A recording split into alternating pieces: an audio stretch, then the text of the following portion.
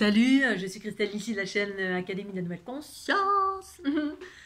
Alors, une petite vidéo aujourd'hui pour parler des générateurs. Qu'est-ce que sont les générateurs? Pour répondre à Nathalie Lamoureux qui m'a fait un petit commentaire il y a quelques temps. Nathalie, je suis désolée, du coup, j'ai pas répondu. Et du coup, ça va faire l'objet d'une petite vidéo pour celles et ceux qui ne savent pas. En tout cas, c'est mon langage, bien évidemment. Ce que sont les générateurs. Alors j'ai évoqué les générateurs pour évoquer le Mont Blanc il n'y a pas si longtemps. Sur ma page Facebook, en fait, j'ai mis des photos parce qu'à un moment donné, il y avait comme une sorte de vaisseau qui était stationné sur le Mont Blanc. Et à travers une forme nuageuse très particulière qui était un peu angulaire, triangulaire, comme ça. C'était rigolo. Et donc du coup, j'ai utilisé le terme générateur. Donc il y a quelques temps en arrière, j'avais fait des vidéos à ce sujet puisque j'étais beaucoup par Mons et par Vaux dans différents endroits sur la planète où il se passait des équilibrages et ces équilibrages se produisaient au niveau de la géométrie de la planète Terre. Enfin, la géométrie tout court parce qu'en fait, la géométrie de la planète, d'un chien, d'un chat, d'un Scooby-Doo, d'un être humain, ce n'est pas des géométries différentes. C'est qu'en fait, selon mon point de vue, bien évidemment, toute la création en fait est composée de géométrie et on s'inscrit en totalité dedans. Voilà. Et cette géométrie existe dans l'infiniment petit, l'infiniment grand. Et cette géométrie, bien évidemment, n'a pas qu'une vision linéaire, c'est des sphères en fait. Alors sur les cartes, si je vous montre une carte là maintenant tout de suite, effectivement, on voit quelque chose de linéaire. Et encore là, j'ai représenté d'une façon un peu plus 3D. Mais comme la fleur de vie, telle qu'on peut l'apercevoir, on a l'impression que c'est linéaire. Et donc on se dit, ça, c'est la création, ok, comment la création, ça peut être ça. Et de mon point de vue, ce n'est pas linéaire, c'est sphérique. Et en fait, ces sphères, à un moment donné, elles s'entrecroisent. Elles s'entrecroisent, alors, je vais regarder, parce que là, je vois pas sans mes lunettes. Ah oui, comme ça. Elles s'entrecroisent, et l'entrecroisement, c'est ça, là. Vous voyez, les deux doigts, là, qui sont... Voilà, là, c'est entrecroisé, là, et ça fait des croix. Et dans cet entrecroisement, eh bien, il y a des afflux d'énergie qui sont beaucoup plus importants, puisque cette géométrie, c'est quoi? C'est ce qui transporte l'information, l'énergie, en fait. En fait, c'est même l'énergie qui est, on va dire, oui, enfin, il y a l'énergie vitale et l'énergie cosmique qui circule d'une certaine façon, soit en vague, soit en spiralée, puis certainement qu'il y a d'autres types de formes, mais moi, je n'ai pas perçu tout, je perçois ce dont je parle, c'est ce que je perçois, c'est tout. Et je ne peux parler que de ce que je connais, en tout cas de ce que j'expérimente, puis ensuite ça parle ou ça ne parle pas, tout à chacun, c'est mon expérience. Et donc, effectivement, dans l'infiniment grand, les sphères sont immenses, et on est aussi dans cet infiniment grand, on est en train d'aller vers cet infiniment grand, et c'est justement ce qui correspond à ces élargissements de conscience. Parce qu'on peut se dire, mais pourquoi élargissement? Élargissement, c'est relatif au fait d'avoir une compréhension plus vaste sur la nature d'une chose. Un jour, le feu, ça brûle, c'est méchant, c'est ceci, cela, puis un jour, on se dit, tiens, le feu, c'est utile pour cuire un aliment, puis un jour, le feu, c'est utile pour... Bref, on a une compréhension plus vaste. Donc en cela, c'était un élargissement, mais pas que, d'un point de vue des sphères, c'est visible aussi. C'est-à-dire que quand on passe des petites au grand, on a une compréhension différente. La compréhension, elle est relative à l'infiniment petit, on a cette compréhension-là. Relatif à l'infiniment petit, ce qu'on peut observer au niveau des particules, mais on a des limites ici-bas sur la planète Terre, tant qu'on utilise des objets qui sont limités. Quand on utilise la conscience et une conscience très élargie, en fait, on n'a plus de limite à la compréhension ni même à la vision, à la conscience d'une chose. En fait, on a une conscience beaucoup plus vaste et une vision beaucoup plus vaste sur la nature de chaque chose. Et ça, c'est graduel. Et donc, quand on commence à élargir, le canal central kundalinien, quand il s'élargit, c'est que les sphères, en fait, on commence à accéder à des sphères plus vastes de notre être. On passe des petites sphères, là, les générateurs, où il y a des croisements, à des sphères plus grandes. Et du coup, on a accès à beaucoup plus de réseaux, et beaucoup plus d'informations, donc des informations plus vastes. Et donc, les sphères de la planète, elles sont bien plus vastes, bien évidemment. C'est bien plus vaste, et quand elles s'entrecroisent, eh bien, il y a beaucoup plus de réseaux qui incluent l'infiniment petit, mais en plus l'infiniment grand, dans lequel on n'est pas encore, on est inclus nous, mais pas dans la pleine conscience. Nous, on est surtout dans plutôt l'infiniment petit, la densité, la matière, voilà, ce qu'on voit, les choses tangibles qui circulent, la télé, là, quand ça forme une image, vous voyez, il y a une particule, avant il y avait la mire, on voyait les particules qui bougeaient, qui forment une image. Et bien ça, c'est ce qui compose, c'est cette géométrie en fait. Cette géométrie, c'est quelque chose qui est en mouvement permanent, c'est de l'énergie en mouvement, mais une énergie ordonnée. C'est-à-dire, c'est pas des mouvements qui sont n'importe comment, dans n'importe quel sens.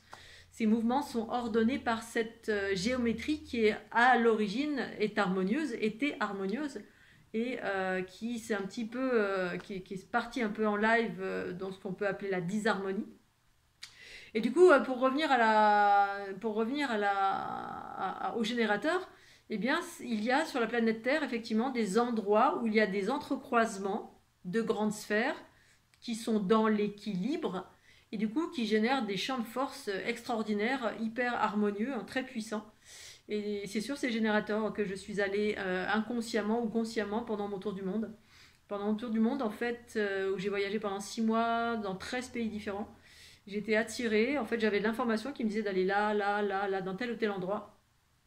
Et eh bien, souvent, c'était dans des endroits où il y avait des volcans ou dans des pics rocheux, voilà, comme au lac Titicaca, comme au Machu Picchu, comme en Nouvelle-Zélande, dans certains endroits, en fait, il y avait des endroits où il y avait des afflux d'énergie énormes en lien avec des entrecroisements reliés à soit des montagnes, soit des endroits qui étaient très hauts en altitude, voilà, soit des endroits très sauvages, bon, qui étaient relatifs à des points, on pourrait appeler ça des points cosmotelluriques, mais reliés à la planète Terre, parce que la planète Terre, bah, elle est grande, hein, donc elle est reliée à une géométrie, en fait tout est géométrique, mais sur des sphères beaucoup plus vastes, voilà, comme si la planète c'était un corps en soi, une présence, un corps, mais un corps, ben, voilà, hein, par rapport à nous, qui est beaucoup plus grand, et du coup, ben, ces sphères sont beaucoup plus grandes, et les jonctions de ces sphères génèrent des afflux d'énergie énormes. Nous, on baigne dedans, on peut aller dedans, et il y a des endroits particuliers dans le monde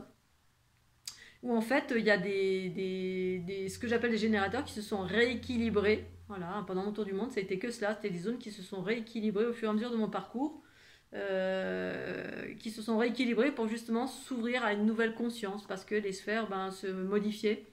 Donc la géométrie se modifiait, hein, les sphères se sont clonées, se sont rééquilibrées, et de ce rééquilibrage, ça crée une fusion, de cette fusion, ça crée un clonage des sphères existantes, qui étaient les sphères relatives à la fleur de vie, hein, 6 sphères plus une, qui correspond aux graines, ce que certains appellent la graine de vie.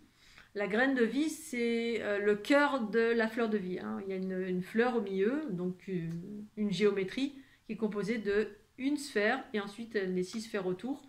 Donc c'est 7 plans, ça correspond à des plans de conscience, bien évidemment, mais des plans de conscience relatifs à la construction de la vie. Hein, c'est comme des codes génétiques, en fait, hein, comme une cellule.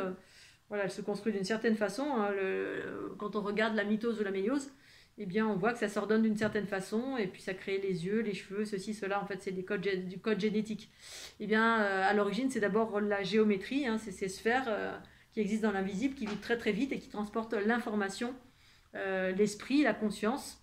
Cette géométrie elle-même est de la conscience, hein, qui est, en fait, c'est comme voilà, des grosses cellules, mais avec 4 milliards de filaments dans tous les sens, mais ces filaments proviennent de ces sphères qui s'entrecroisent dans l'infiniment petit, l'infiniment grand, et dans lesquelles circule l'énergie cosmique, hein, en spirale et en ondulatoire, c'est l'énergie vitale, l'énergie terrestre. Et voilà, et donc sur la planète Terre, il y a plein d'endroits où il y a qui sont reliés les uns aux autres. Certains endroits, alors il y en a qui parlaient du mont Shasta, du Bugarache, du Machu Picchu, du Mont Blanc, bref, alors moi je connais pas le mont Shasta, je connais le Bugarache bien évidemment, le Mont Blanc aussi, et effectivement il y a plein d'endroits comme ça sur la planète où j'ai observé qu'il y avait des zones comme ça qui étaient connectées les unes aux autres et qui étaient en train de se reconnecter pour, on va dire, s'unifier, pour rééquilibrer. Malgré tout, il y a des endroits qui étaient un peu récalcitrants, parce qu'il y a des endroits où il y avait des générateurs et où il y avait des, entre guillemets, qui étaient habités, hein, notamment Bugarache, c'est habité dans des mondes subtils par des consciences extraterrestres, et qui empêchaient le processus d'unité ou qui le ralentissaient, pour une raison que je connaissais à l'époque, mais aujourd'hui je ne sais plus, parce que ça ne m'intéresse plus tellement de savoir. J'ai fait ce que j'avais à faire à ce niveau-là, qui ralentissait un petit peu le mouvement, que ça allait trop vite. Et du coup, le Bugarache ne voulait pas se connecter aux autres générateurs de la planète qui convergeaient vers, qui convergeaient, hein, parce qu'en fait, c'est au niveau planétaire, hein, c'est quelque chose qui est relatif à la planète Terre. Et puis, si on connaît ces champs de force, en qualité de conscience, entre guillemets, des êtres qui perçoivent cette conscience et l'intérêt de ces générateurs qui sont des endroits où il y a de l'énergie vitale en puissance avec de la conscience. Il y a une unité entre l'énergie vitale et la conscience, si c'est équilibré. Et voilà, et donc du coup, ben, c'est ça en fait, c'est ces fameux centres de force reliés à l'enchevêtrement. J'ai déjà expliqué plein de fois, et puis outre les enchevêtrements, ça crée c'est également des trous noirs en fait, hein. Il y a des portes spatio-temporelles dans ces espaces-là, de gros générateurs, au même titre qu'on a aussi c'est la même chose dans notre infiniment petit, dans nos cellules, hein, ces trous noirs, qui sont aussi des portes à travers lesquelles peut circuler la conscience universelle, et en cela on a accès à certaines réalités, mais via l'intérieur comme via l'extérieur, dans l'infiniment grand, d'où les portes spatio-temporelles utilisées par certainement des vaisseaux, mais des vaisseaux peut-être organiques, ou des vaisseaux faits de conscience, constitués de conscience. Bref, il y a différents types de vaisseaux, des plus denses aux plus éthérés, des plus denses dans la dualité avec des voilà, vaisseaux, boulons, fer, métal, etc. Puis des vaisseaux qui sont constitués de conscience et qui sont unifiés. Bref, tout ça est très passionnant en tout cas, et donc voilà, c'est la raison pour laquelle j'ai utilisé ce terme générateur, parce qu'il y en a un peu partout sur la planète qui était en train de se rééquilibrer, en tout cas de ce que j'ai perçu ces dernières années durant lesquelles j'ai beaucoup voyagé, et j'allais dans ces endroits-là, et étonnamment il se passait à chaque fois des trucs, tout ça se rééquilibrait, ça permettait de faire des choses comme tout à chacun qui voyage beaucoup à travers le monde et qui peut-être était en lien avec la géométrie planétaire, parce que voilà, je suis pas seule, il y a plein de gens qui sont en lien avec ça, avec ou sans conscience. Voilà, c'était pour répondre à Nathalie. Je vous fais des gros bisous Scooby-Doo. Je vous souhaite une belle journée, puis à tout bientôt. Tchuss.